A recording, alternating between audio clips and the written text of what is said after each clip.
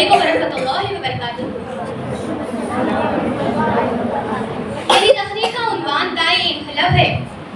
میں نے جس آیت کریمہ کی تلاوت کی، قل ان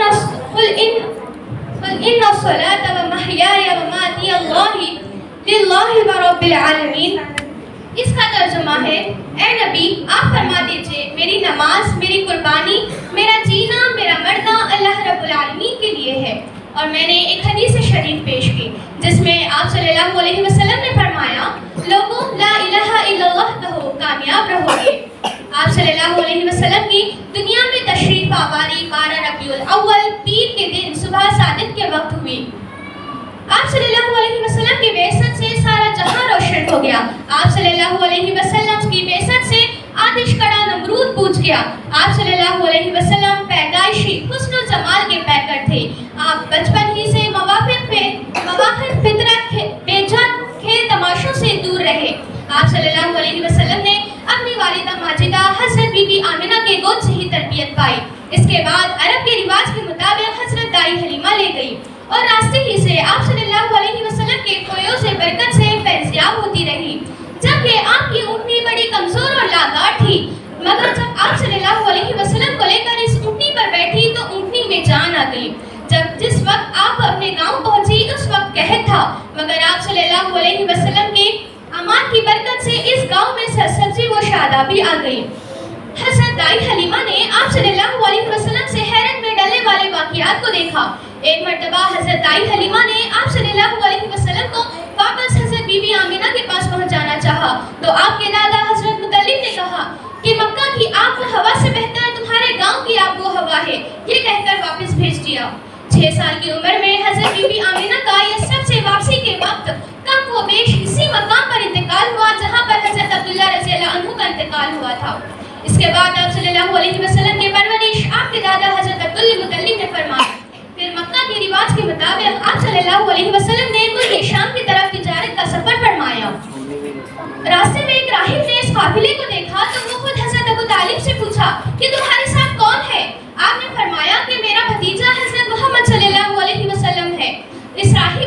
جیسے ہی اس راہب نے آپ صلی اللہ علیہ وسلم کو دیکھا تو کہنے لگا، میں دور سے تمہارے قافلے کو دیکھ رہا تھا، جہاں جہاں سے یہ بچہ گزرتا درخت اور پتھر اس کے لیے سجدے میں جھک جاتے اور زمین پر درخت و پتھر صرف اللہ کے نبی کو ہی سجدہ کرتے ہیں۔ اس کے بعد اس راہب نے آپ صلی اللہ علیہ وسلم کی شان و عظمت بیان کی اور اس قافلے کی ضیافت کی۔ آپ صلی اللہ علیہ وسلم عدل و انصاف پسند اور امانت دار تھے۔ ایک مرتبہ کعبے کی تعمیر میں حجر اسود کے تعلق سے قبیلوں میں اختلاف ہوا تو آپ صلی اللہ علیہ وسلم نے اس اختلاف کو بحسن و خوبی ختم فرمایا۔ جب آپ صلی اللہ علیہ وسلم کی عمر مبارک 25 سال ہوئی تو آپ صلی اللہ علیہ وسلم کی اوصاف و اخلاق کریمہ کو دیکھ کر حضرت خدیجہ رضی اللہ عنہا نے آپ صلی اللہ علیہ وسلم سے نکاح کا پیغام بھیجا۔ آپ صلی اللہ علیہ وسلم نے اپنے چاچا ابو طالب سے مشورہ کر کے اس پیغام کو قبول فرمایا۔ اس وقت حضرت خدیجہ رضی اللہ عنہا کی عمر مبارک 40 سال کی تھی۔ آپ صلی اللہ علیہ وسلم مخلوق خدا کی راحت کے لیے پیش رہتے تھے۔ جب آپ صلی اللہ علیہ وسلم کی عمر مبارک 40 سال کے قریب تھی تو آپ اکثر وقت غار حرا میں گزارا کرتے اور اپنے رب سے سرگوشی میں مصروف رہتے۔ اس وقت حضرت خدیجہ رضی اللہ عنہا آپ کی خدمت کرتی اور تمام انتظامات فرماتی۔ غار حرا میں ہی آپ صلی اللہ علیہ وسلم کو پہلی وحی نازل ہوئی۔ اس وقت آپ صلی اللہ علیہ وسلم حضرت خدیجہ رضی اللہ عنہا کے پاس آئے اور مجھے چادر اڑاؤ فرمایا۔ جب کچھ افاقہ ہوا تو آپ صلی اللہ علیہ وسلم نے غار حرا میں پہلی وحی کا واقعہ بیان کیا۔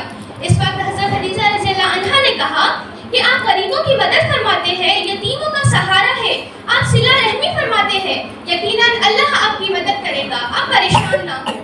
اس کے بعد اللہ تعالیٰ کے حکم سے آپ صلی اللہ علیہ وسلم نے کوہ صفا پر اعلان نبوت فرمانے سے پہلے سردار مکہ سے یہ اعتراف کرایا کہ میرے تعلق سے تمہارا کیا خیال ہے؟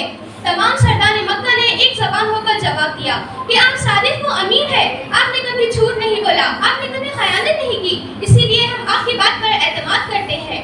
اس کے بعد آپ صلی اللہ علیہ وسلم نے فرمایا کہ میں اللہ کا نبی ہوں، اور پھر فرمایا لوگوں لا الہ الا اللہ کہو کامیاب رہو گے۔ یہ فرمانا ہی تھا کہ سردار مکہ نے انکار کر دیا اور آپ پر تن کیا مگر آپ صلی اللہ علیہ وسلم اپنے کام سے پیچھے نہیں ہٹے. آپ نے اپنے گھر پر دعوت کے اہتمام سے فرمایا, لوگوں کو ہدایت کی طرف بلایا, اور پھر خانہ کعبہ کے صحن میں, مکہ کے بازاروں میں لوگوں کو دین کی طرف بلایا. اس میں سب سے پہلے خواتین میں حضرت خدیجہ رضی اللہ عنہا نے, مرد حضرات میں حضرت عمر, حضرت ابو بکر صدیق رضی اللہ عنہ نے, اور بچوں میں حضرت علی رضی اللہ عنہ نے, اور غلاموں میں حضرت زید بن حارث رضی اللہ عنہ نے اسلام قبول کیا. آہستہ آہستہ اس دعوت کے اثرات تمام مکہ میں ظاہر ہونا شروع ہوا. اس دوران قریش مکہ نے آپ صلی اللہ علیہ وسلم کو بہت ستایا, مگر آپ صلی اللہ علیہ وسلم اپنے کام سے پیچھے نہیں ہٹے. آپ صلی اللہ علیہ وسلم اپنے کام سے پیچھے نہیں ہٹے اور دعا کی کہ یا اللہ, حضرت عمر فاروق رضی اللہ عنہ